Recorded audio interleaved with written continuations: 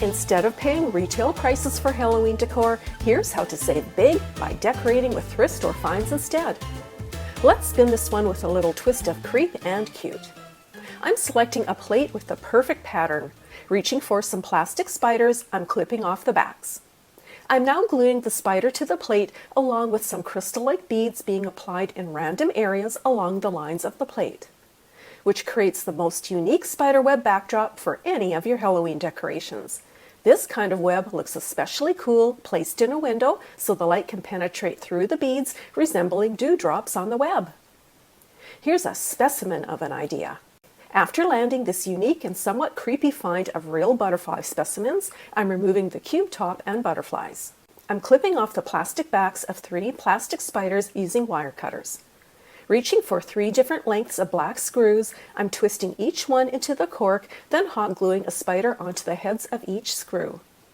I'm using hot glue threads to my advantage by draping them all over the spiders to resemble spiderweb. And while this little cube looks perfectly creepy as is, here's one more idea. I'm adding a Halloween-themed tea light into the cube, so this little ensemble is now ready for that creepy evening glow. Here's a way to display a standard item in a very particular way. 3 black matching picture frames are being flipped upside down so I can remove the matting inside. After the glass is getting a good clean, I'm leaving the backs wide open so I can place 3 doilies inside the picture frames. Flipping them over to view how they look, I'm making a few adjustments until they are perfect. I'm marking one doily with black felt pen to the size of the inside frame, then cutting the excess off so it's easier to work with. I'm now adding hot glue to the back of the doily, then positioning it onto the cardboard backing, then further trimming so it fits. Here's another way. I'm hot gluing the doilies along the back, then placing them into position on the cardboard, then trimming. You'll just want to make sure to add the glue to the more solid areas of the doily so the glue doesn't show. After closing the frames, I'm hot gluing a plastic spider onto each picture in different areas. And I now have the most elegant spiderweb art I've personally ever owned. What a fun way to do something super unique to all those doilies you see in such huge abundance at the thrift stores.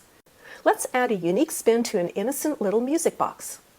Since the music box is broken, I'm taking it apart, then separating the bottom from the top. Taking the building outdoors, I'm spray painting it with about 2 to 3 coats of black. While the building is drying, I'm sticking all the windows to the back of a piece of masking tape so they are easier to paint. Then hand painting all the window frames, leaving the green film untouched. Once dry, I'm now painting the backs of the green film on the windows with white so the green will be highlighted better. I'm now painting the figurine in all white to use a bit later. The windows are being hot glued back onto the building with the green film showing up great. Gathering some twigs from the backyard, I'm clipping them to scale their sizes to the building. Reaching for some air-dry clay, I'm rolling it into small balls, then poking a twig into each one to form creepy bare trees. Deciding my paint-filled Lazy Susan was a more sinister base than any other tray I had on hand, I'm positioning the building in the middle, then filling the rest with Spanish moss and dried leaves. I'm creating a witch's cauldron by adding a tea light inside a small container, then topping it with pillow stuffing to create a steamy effect. Then some random rusty junk trinkets such as tiny nails and other things are being added for a little junk factor. Then dim the lights and you have the perfect little creepy scene with all the Halloween vibes. The added tea lights help illuminate the display, which makes this an especially fun table centerpiece in a darkened room. From the black building to the steamy cauldron with a mummy greeting you at the door, there is no mistake what season this is celebrating. If you love the Harry Potter candelabra from Pottery Barn, but not the price tag, this DIY dupe is for you. First, I glued the PVC pipe pieces to the curves of the snake. Once they were secure, I took it outside and gave the whole thing a coat of metallic gold spray paint. After it dried, I set it on my mantle, added the taper candles, and just like magic, I had a super cute Pottery Barn dupe for around $10. What do you think? These adorable ghost lanterns couldn't be easier to make.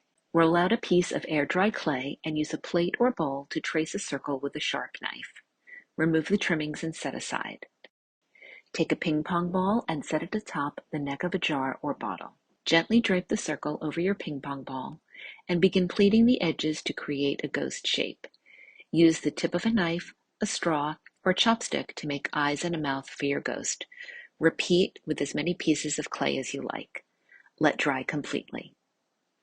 Take a 2-ply napkin with a fall pattern and separate the layers. Use a small sharp scissor to cut out the shapes on the napkin.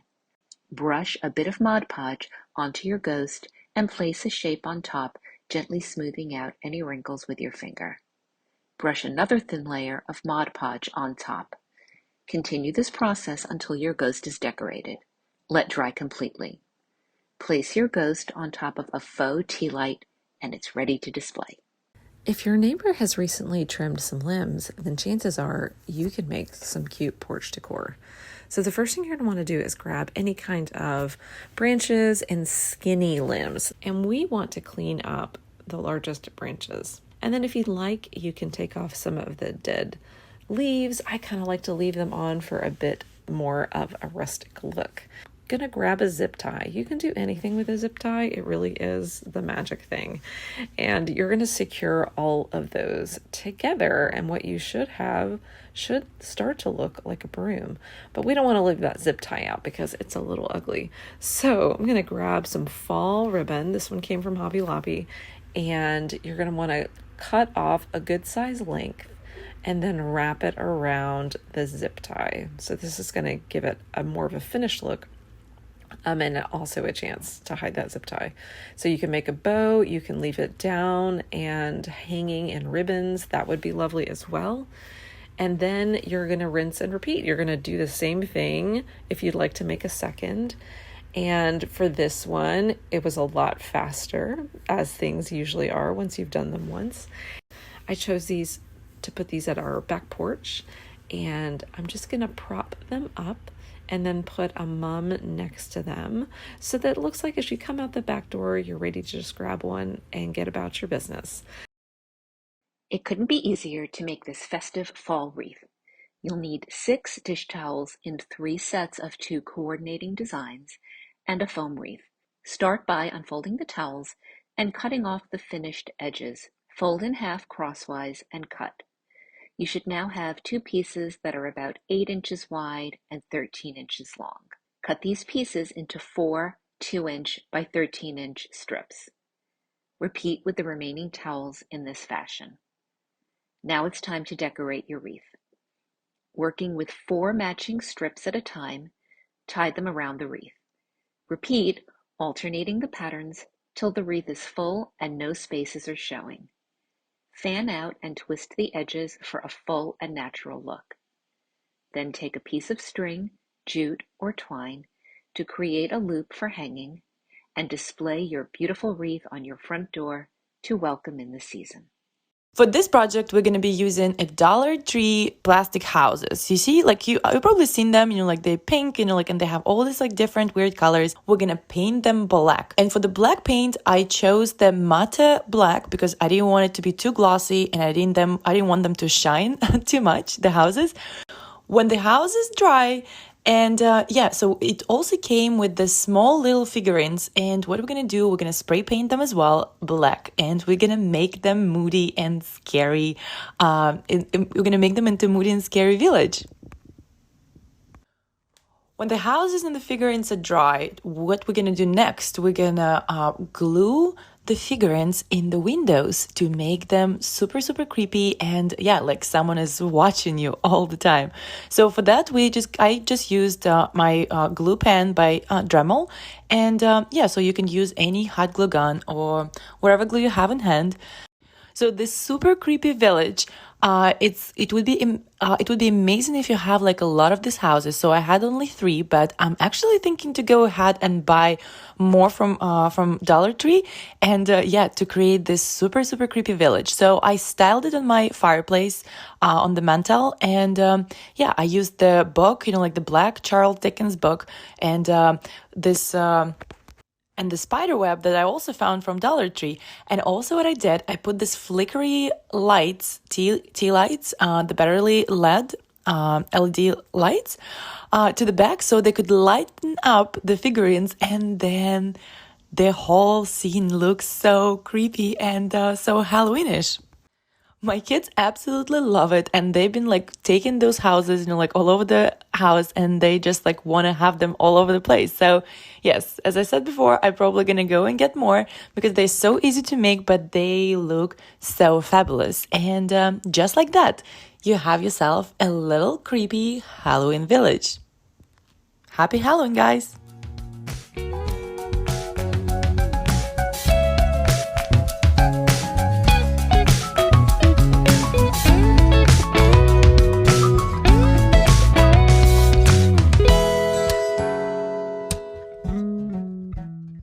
I'm creating a pedestal container by stacking one plant pot on top of the bottom of another.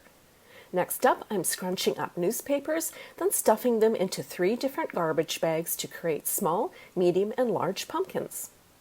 Once a bag is relatively full, I'm tying the ends together to close off the bag. I'm placing the bag in a plant pot to ensure it fits. I'm now shaping the bags so they resemble pumpkins. Cutting some string, I'm setting a bag on top, then tightening the string until it squishes the bag into shape.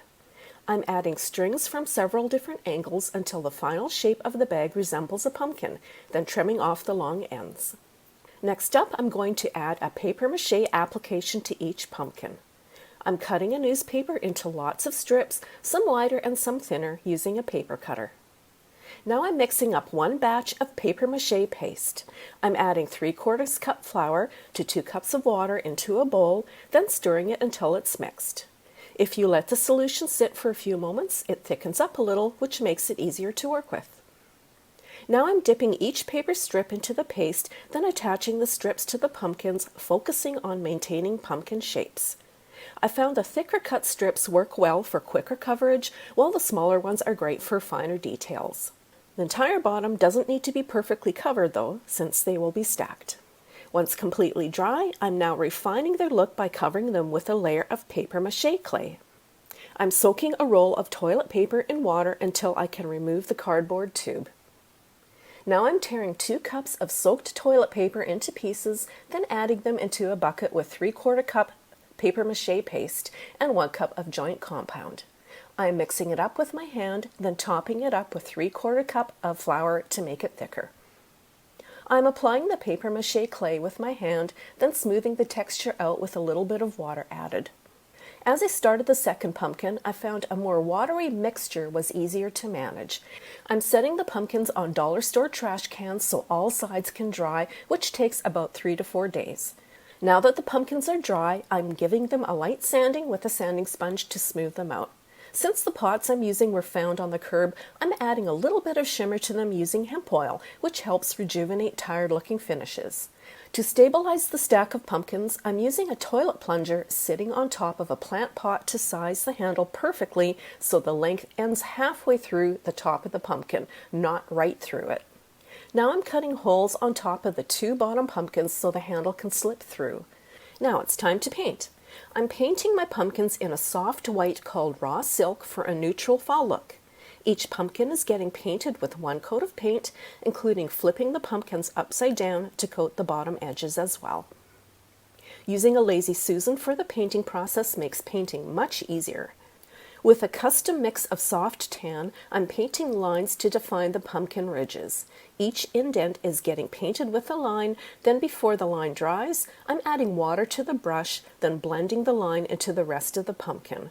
What I'm basically doing is adding subtle shadows instead of harsh lines. To detail the pumpkins, I'm cutting strips of twine, then hot gluing them into the ridges of the pumpkins where the shadows were painted.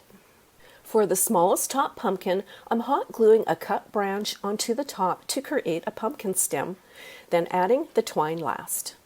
Now I'm stacking all the pumpkins through the plunger handle, then cutting some grapevine garland to wind around the base of each pumpkin for added rustic detail. The ends of the garland are being tied together with twine. Some burlap ribbon is being cut into a leaf shape, then glued onto the pumpkin stem. The final detail is a swirly branch snapped off my grapevine that's being glued on next. And the final result is a darling rustic stack of pumpkins ready to greet my guests by the front door or placed indoors wherever you wish. However, if you decide to leave them outdoors long term, just be sure to waterproof them with a spray sealant first. And if you like the pumpkins to stand a little taller, add another plant pot on the bottom to create a pedestal effect. This raises them up tall enough to make a wonderful fall statement while standing on the ground. I'm just loving this stack of pumpkins, which is so much more unique than anything you can buy ready-made in a store, don't you think? The first thing I'm going to do is assemble the lanterns. They're really easy to put together. And then I'm going to grab a few different colors of orange paint and just paint the lanterns. This is a really thin paper, so use gentle brush strokes, but it also absorbs a lot of paint, so take your time and paint the whole thing. Then set these aside and just let them dry completely. While those pumpkins are drying, let's make some leaves and stems. So for the leaves, I just cut out a basic pumpkin leaf shape, and I'm tracing it on green paper or cardstock, and then I'm going to go ahead and cut those out. To add a stem, I am just gluing on a green pipe cleaner, and I'm going to set this aside to dry as well. We'll twist it up into something fun when it's time to add it to the pumpkin. For the stem, grab some newspaper and cut off maybe about 2 to 3 inches. Then roll this up. I'm using newspaper because you can crunch it and manipulate it to make it look like a pumpkin stem. So I'm going to roll it up and secure it with some washi tape and kind of scrunch it into the angle that I think a pumpkin stem might look like. Then I'm just adding some brown paint and I'm going to let this dry. To get all of the words on the newspaper and the tape covered, you might need to use a couple coats of acrylic paint. Now that everything is dry, let's put this pumpkin together. So first we're going to add the leaf and the stem. So locate the top of the pumpkin, which has this little hook, and wrap the pipe cleaner once or twice around that hook. And then that extra piece that's hanging there, I'm going to twist it around my finger and make a little curly Q. That's going to hold the leaf and stem in place, no more glue required there. Now we're going to add a light to this. These lanterns come with lights. They have an on and off feature, so you can easily turn them on at night when you want them, but you can leave them off during the day, which saves the battery. I'm just going to hang this right on the inside. It's easy to do it now before adding the stem. To add the stem, I'm just going to use a whole bunch of hot glue on the bottom and secure the stem around the hook on the top of the pumpkin. Then I'm just going to add a little bit of string so I can hang these up in my window. This collection of pumpkins is hanging in front of my window. It looks great during the day and beautiful at night with those lights lit up. I grabbed a pallet to get my porch ready for Halloween. I used my battery chainsaw to easily cut the edges of the pallet boards. I used a hammer to bang the boards off and then removed the nails. I lined the boards up and used one vertically to create an even space between each board. I drew a pumpkin shape over 4 of the boards and then carefully marked the back of each board so I knew which way was up and which order they went in. I also marked 2 boards to put on the back lengthwise. I sanded the front and edges of each board with 150 grit sandpaper, just enough to reduce slivers. I diluted orange spice-colored acrylic paint with water and painted the sanded surfaces on each board, then immediately wiped the extra paint off with a clean cotton rag. I also painted the back 2 boards. Then I flipped them over with the back side up and spaced them on a flat surface in order, using that 1 extra board as a spacer again. I placed the 2 back pieces on vertically, making sure that all the wood boards were touching it. I used 3/4 inch nails in my 18 gauge brad nailer and secured the boards together, nailing from the back side. I drew out a stem, cut it with my jigsaw, sanded and painted it with watered down woodland brown colored acrylic paint. I wiped the extra off with a rag the same way I did the orange. I used a pencil to draw a face and painted it with black acrylic paint, and now I have 2 super cute jack-o'-lanterns that will never blow out. No need to go out shopping for home decor. Make your own at home. Just grab a roll of toilet paper. Cut some long lengths of yarn, about a yard or so each. With a hot glue gun, apply a small dot of glue on the inside edge of the toilet paper roll. Lay the end of a length of yarn on the glue and let it dry until it is securely attached to the roll. Wrap the yarn around the outside of the roll and stuff the yarn through the inner hole to the other side. Continue to wrap the outside of the toilet paper roll with the yarn side by side. When you get to the end of the yarn length, simply glue the end to the inside of the roll. Continue with additional lengths of yarn until you wrap the yarn around the entire outer surface of the roll. Glue and restart the yarn as needed. Glue the final yarn end to the inside of the roll. Then apply some glue to the ends of a couple of cinnamon sticks and stick them into the top of the yarn-wrapped roll. Wrap the sticks with a ribbon and add a fall-colored leaf to the side of the cinnamon sticks. Display your new autumn pumpkin to usher in a beautiful fall season. Shop your closet at home and grab a pillar candle. Then grab a single paper napkin. Measure the height of the candle, mark the measurement on the back side of the napkin, and cut the napkin so it is the same height and circumference of the candle. Take your cut piece of napkin and peel the top layer away from the bottom. Keep the patterned layer and discard the plain layer. Wrap this top layer around the pillar candle and line up the edges so the candle is evenly covered. Tear a large piece of wax paper and wrap the napkin-covered candle with the wax paper. Set an iron on medium-low heat. I set mine between 3 and 4 on the heat setting. Lightly press the iron across the top of the wax-covered napkin-wrapped candle. Cover the entire outside surface of the candle with low heat. Keep the pressure light and let the heat do the work. Peel away the wax paper and reveal your new gorgeous patterned candle. Display your candle with other fall decor and enjoy its beautiful ambience, whether you light the candle or not. So I'm going to start with some scrap 1x4. You can cut a piece of 1x4 down to size. I also chose to cut little angles on the side. You don't have to do this. You can just go with real easy rectangles. So the first thing I'm going to do after I've cut these down to size is sand all the edges so that I have nice clean surface. So I'm going to paint them both with some acrylic paint and then let those dry. Make sure to paint all the sides, the front and the back, because you're going to be able to see these critters from all sides.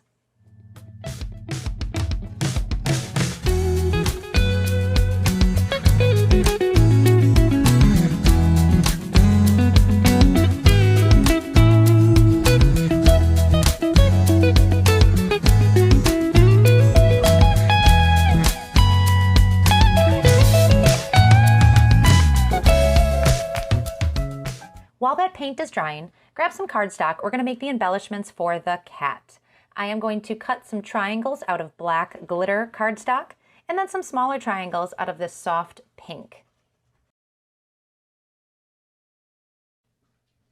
I'm also going to grab some googly eyes and some raffia. On that black wood block, I'm going to use a little hot glue to put on those googly eyes.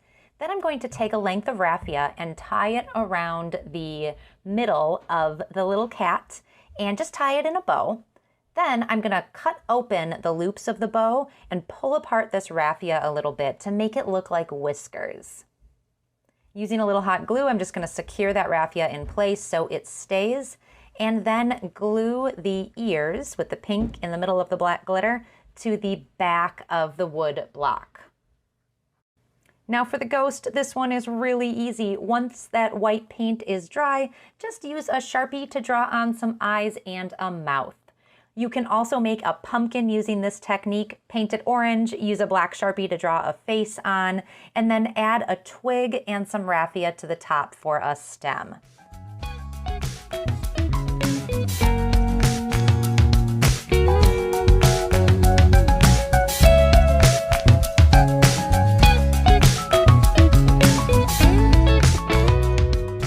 Now I've got this collection of cute wood blocks for Halloween that I can display in my house. It's a really simple craft that doesn't require a lot of supplies. For this next project, you'll need some cheesecloth, and I'm going to be pouring some Mod Podge into this bowl right here. Next, I'm just going to put some gloves on my hands to keep the glue from getting all over, and I'm just going to make sure that the cheesecloth is covered in glue. Next, I'm gonna open this up. I'm gonna remove this here. And I'm gonna bring over a water bottle here. And then for the top, I'm using a silicone ice cube mold that I'm just gonna be setting on top here.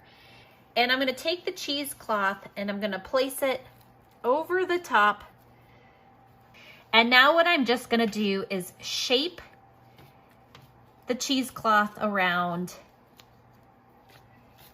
Now that it's all shaped, I'm gonna let this dry completely before I touch it again.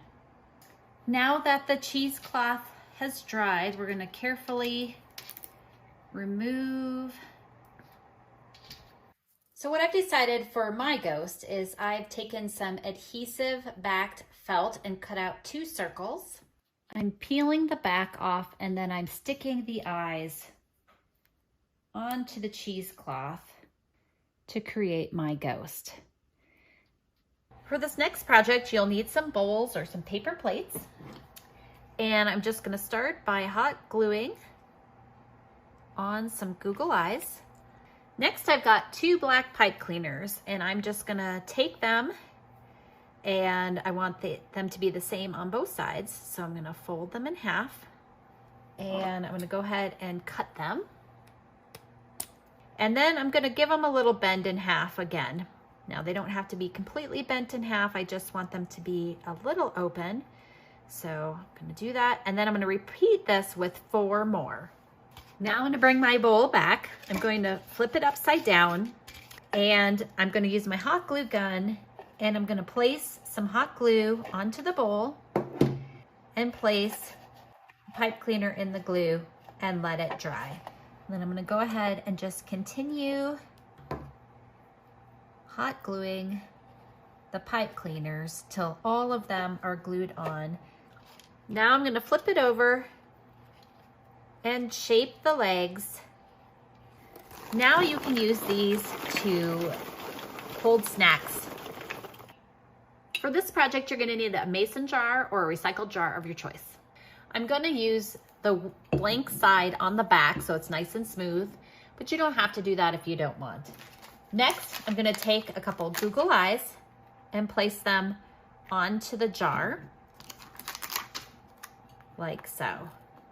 I'm gonna flip my jar upside down, and you could use hot glue, but I'm gonna use some double stick foam, and I'm gonna place a sticker right here on the top in the back. Then I'm gonna take a piece of gauze and stick it to the foam. Now what I'm gonna do is start winding around the jar. I'm gonna go over the eyes a little bit, and I'm gonna continue to wind around and finish by adding another piece of that double stick foam. Cut off the excess. Now inside, you could use this as, a pen holder, or you could put candy in it. I like to either put a battery operated tea light inside, or I'm a big fan of these color changing LEDs, because then they're just really fun because they change colors. So I'm gonna drop one of those inside. Here they all are on display in our home. I hope this inspires you to create some Halloween decor of your own. Start by taking your chain and break off 5 links. It easily breaks in half. Then you're going to grab some air dry clay and roll it out and then press it flat. You want the width of your clay to be wide enough that it can fit around the circumference of your chain link. And you can always fill in little spaces afterwards, but start off with the biggest piece as possible. And you're going to keep pressing and forming this around each chain link until you get the perfect thickness that you want. And don't worry about it being completely smooth. That's up to you if you want it to be totally smooth, but I made it more as if it was very sculptural. Then you can move the chain around so that you can get more areas that you need to fill in with little scrap pieces of clay, and just mold that in there. And you can use some water to put the joints together where you're adding them and smooth it throughout the whole piece. Now we're going to start on our next link, And one of the things you're going to want to think about when you're adding all your pieces is how you want your chain link to be formed, because it'll be in a solid state when all of the links have been covered with the clay. So that's one of the things that you're going to think about.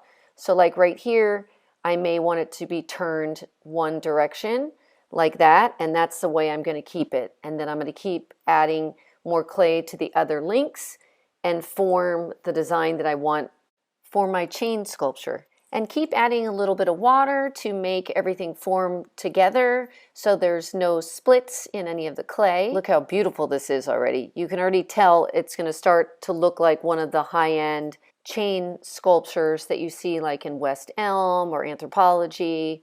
It's going to be really cool at the end because we still are going to do one more thing after we get the clay on all of the links. Then before you're ready to air dry it, you want to just do any final touches that you need, smoothing out any areas, and just make sure it's all in the position that you want it. Then we're going to take this, air dry it, and you'll see after it's air dried, it actually cracked. But that's okay because we're going to make a mixture of baking powder and paint. First I added some acrylic paint and added some baking powder, just a little at a time until I got the consistency that I wanted, which was kind of a fluffy feel. And then I added a little more paint and then it was perfect. And you'll see how fluffy it is, and it's going to give you a stone effect. Now grab a paintbrush and start painting that on each link. What's great about this mixture is it's going to go in all the cracked areas and they're going to disappear, and this is going to give it a stone feel when it dries.